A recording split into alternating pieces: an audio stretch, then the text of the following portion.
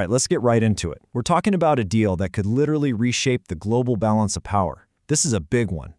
So, picture this. We're in Davos, Switzerland. It's the World Economic Forum, and the president of the European Commission, Ursula von der Leyen, drops an absolute bombshell.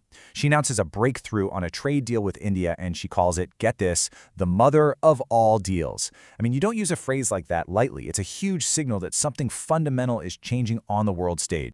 And look, this isn't some brand new idea. They've been trying to hammer this thing out for almost 20 years. Talks kicked off way back in 2007, and then nothing. They completely stalled. So that's the real question, right? After nearly 2 decades of going nowhere, why now? What changed to make this monumental deal finally happen? Okay, so to really get the why, you first have to understand just how massive this thing is. We are talking about a partnership that covers a combined population of 2 billion people. 2 billion! That's the entire population of India plus all 27 countries in the European Union, all under one new economic umbrella. And it's not just about the number of people, it's about the economic muscle. Put them together and this new partnership represents almost a full quarter of the entire planet's GDP. That's not just a trade deal, it's the creation of a massive new economic force with some serious global clout.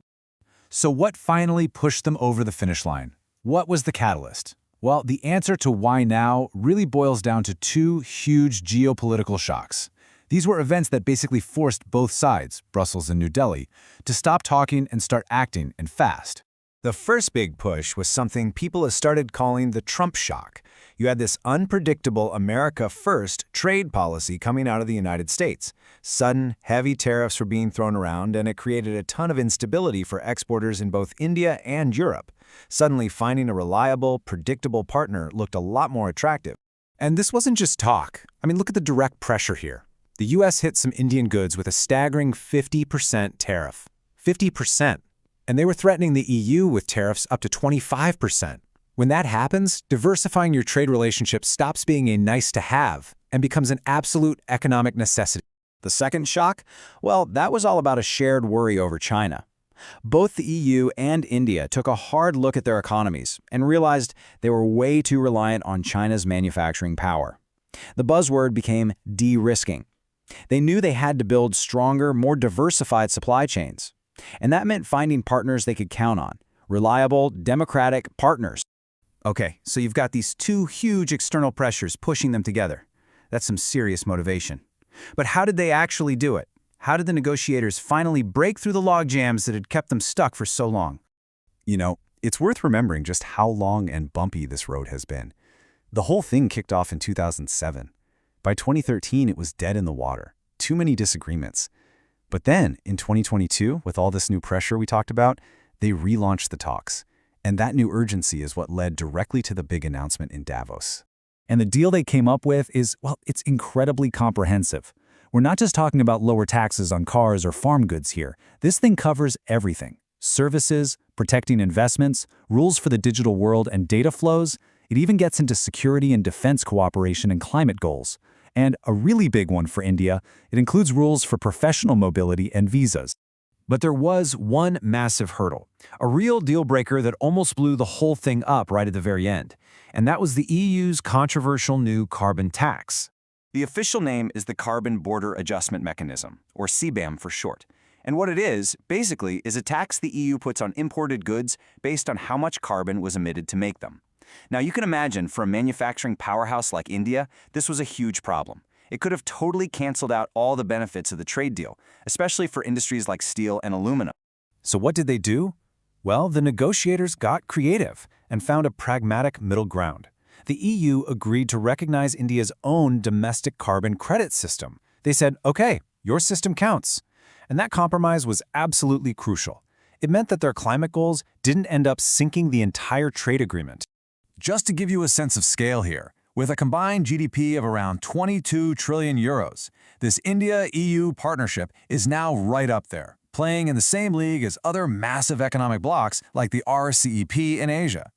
But you know, this whole thing is about so much more than just money and trade. What we're really seeing here is the forging of a brand new strategic axis, a new center of gravity in a world that's changing incredibly fast. And this new relationship is really being built on 3 main pillars. First, you've got the deep economic ties from the trade deal. That's the foundation.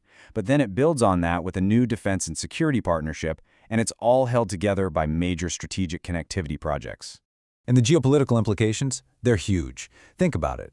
In a world that feels increasingly split between the US and China, this partnership creates a third pole, a powerful bloc of democracies that could act as a stabilizing anchor, especially in a region as critical as the Indo-Pacific.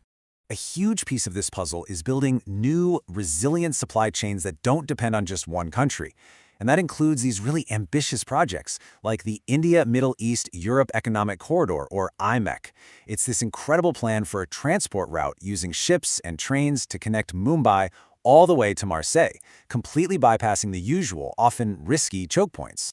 There's a great quote from an analyst, Anil Wadhwa, who said the India-EU relationship is shifting from polite courtesy to purpose-driven engagement. And that just nails it, right? It's not just about pleasantries and potential anymore. Now it's driven by a real, shared sense of urgency about where the world is headed. Okay, so they have a political agreement in principle. The deal is done.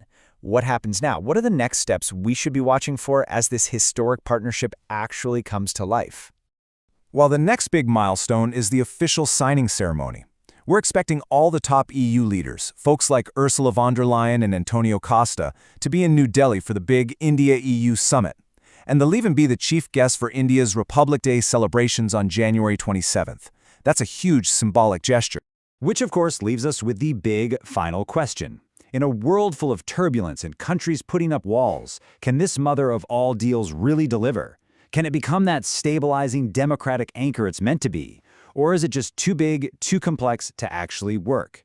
The truth is, this story is really just getting started.